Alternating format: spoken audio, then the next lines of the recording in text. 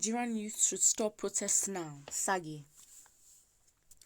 Professor Etse Sagay, chairman of the Presidential Advisory Committee Against Corruption on Monday, enjoined Nigerian youth to put an end to the ɁEndSARS protests in the country, following the intervention of President Muhammadu Buhari and the disbandment of the unit by the Inspector General of Police.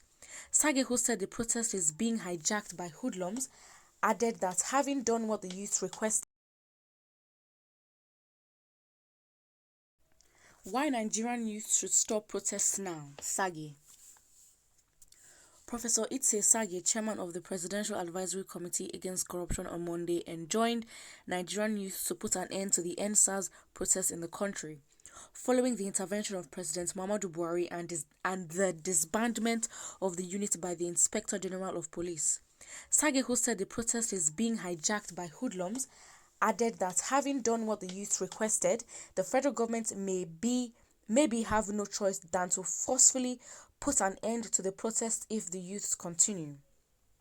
Speaking in a chat with Daily Independent, Sagay said, having proven to be a listening government, the youths should be satisfied with the steps taken by the government and suspend the protest. I believe that this statement is very condescending and it's gaslighting and it's toxic to the Nigerian youths. How can you tell them their level of satisfaction or how to be satisfied with a government that is meant to serve them? It doesn't make sense. You can't say the government has proven to be a listening government. Anybody who is Nigerian knows that for a fact the government does not listen, and the people have been crying, and it is until when violence starts that is the only voice that they understand, and that is why the government is reacting. According to him, continuing the protest after all that has been done by the government may be as a ploy by the youths to destabilize the country using #EndSARS as a smokescreen. Again, it's gaslighting the youth to make them feel like their voice doesn't matter again. It's subconscious. You can't just be like, oh, the youth just have nothing else to do but to destabilize the country. Fun fact, or if you do not know, the country was already destabilized, but the thing is, they're tired of the country continuing being in that state and they are going to protest. You don't tell the people how they should be satisfied because they're the ones who put the government in the government to serve them. So it is their call and not the government's call. He said, my observation is that hoodlums are already hijacking the protest. That is a classic line. No matter the protest that goes on everywhere in the world, they always use that. There's some people who just want to protest hijack the protest for the sake of just destabilizing any country, which is obviously a lie. It is a disarming tactic. They just want people not to protest because you want them to keep quiet, and you're threatened when Nigerians actually know their power. The IGP has already disbanded the SARS, so it no longer exists as a unit. The youth refused to stop protesting. They said they wanted the president to issue an executive order dissolving it. Executive orders are not used for that purpose. The thing is, nobody cares. Nigerians don't care the legalities or the technicalities of how the law works. What they want is for Buhari to publicly address the nation.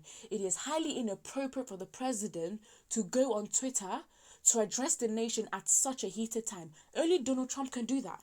He's not Donald Trump. Donald Trump can do that and get away with it, but you're not him. And even if Donald Trump is very consistent with addressing the American people. So again, at this time, until the president says it, it is not enough. Today, there have been protests in Surulere where people have been killed. So actually, have the protests stopped? It hasn't stopped. Has the killing stopped? They haven't stopped. That is the thing. So Nigerians are requesting for more. They want the reform for the police unit and everything to be better. Executive orders are law-making instruments to make laws, just like the National Assembly will make a law. Although this type of executive order is below that level, it wouldn't have been an appropriate thing to do. Again, everybody is fed up and they do not care what appropriate matter should be employed. The fact is that they want the president to address the nation and put an executive order. Point blank period. There is nothing hard to understand there. And he continues saying, but it's as if the president is listening. He now came and made this address in which he accepted everything the youths are asking for. He went on to even say that the squad people who are responsible for various harmful and illegal activities will be identified and dealt with. To me, that should be the end of the matter. No, it isn't, because you're privileged and you're not living on the streets, and because you have money anytime that you might, you have your connections. So if SARS should stop you, they know who you are and you can pay your way off. You're a popular politician. You don't understand.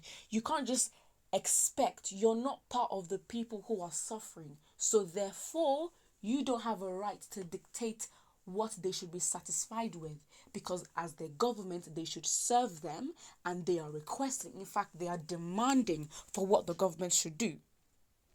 He continues saying, I believe that youth should be satisfied at this stage. You can believe it, but then they're not.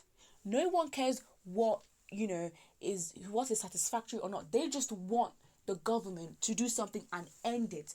Using the word dissolve, obviously it means put an end, but it doesn't solidify it. It doesn't intensify the meaning and the actual want of the people to end SARS. He continues saying, if the youths come out tomorrow again, then it will look as if the whole demonstration has a hidden agenda for which end SARS is being used as a cover.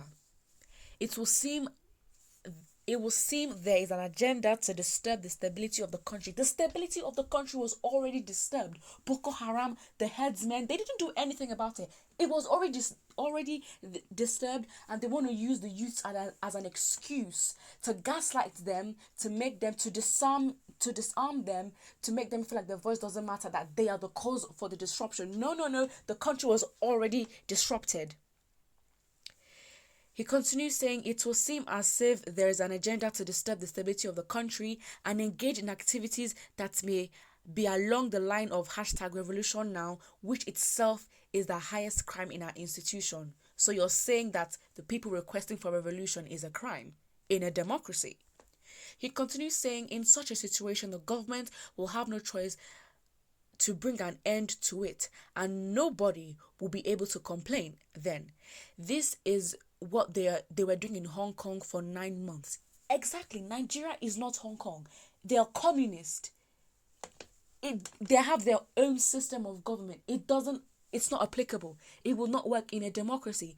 Again, I think the government is really threatened that Nigerians are rioting. They know they're right and they are demanding for things. They're not going to be docile and be like, let's just sit down, let's pray. Prayer is not going to do anything, because again, riots are the voice of the unheard. You haven't listened to them. You can't push people back. There's a point they will reach, they will turn back and face the problem. They got all they want in Hong Kong, but they refused and continued protesting. They stopped all commercial activities, stopped flying out of Hong Kong, and paralyzed activities until the Chinese stepped in and were forced to pass the law. Completely suspended their rights, and now they are complaining. So, our youths must know how far they should go. You can't control the aggravation. Of course, with him saying this, it shows the level of privilege that he has. Because if you understand how people are frustrated and what they are going through, the reaction is highly justified. In fact, it has to be stepped up a little bit, because you cannot keep sitting down and watch your government not listen to you. Exactly. Nigerians have gotten a lot of confidence knowing that, okay, fine, it has been dissolved, but yet they're asking for more.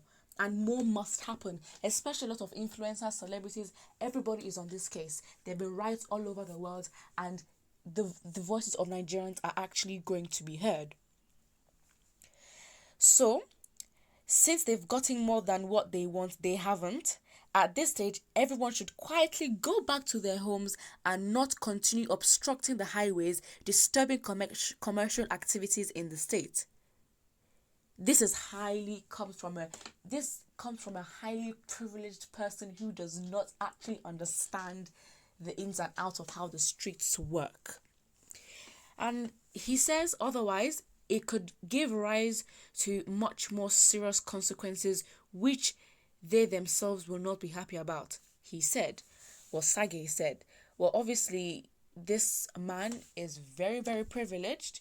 He does not understand the cry of the youth. He is coming from a place of, why are you acting like hoodlums, such words. You're using that to describe the youth that are fighting for their rights. Why are you not giving them what is meant to be there? Nigerians are settling for so low in comparison to what they should have. Nigerians are getting exposed. They're on the internet. They see how systems should work. They see how countries work outside of Nigeria and how a functioning system should be. Because in Nigeria, everyone is living in an abnormality where we actually think it's okay, and that is actually not good for our health mentally, because it's like you can't live in a madhouse and believe that everything is fine. The abnormal has become normal. Therefore, you don't even question what your reality is and what it should be, because you have nothing to compare it to, which again is absolutely devastating and very toxic for your mental health. Well, put what you think about what Sagay is saying in the comment section below. I believe Nigerians right now, they're not standing for anything. It's not like they're losing hope. They are going to protest. I feel like Nigerians have been pushed where, you know what, they are ready to go the extra mile.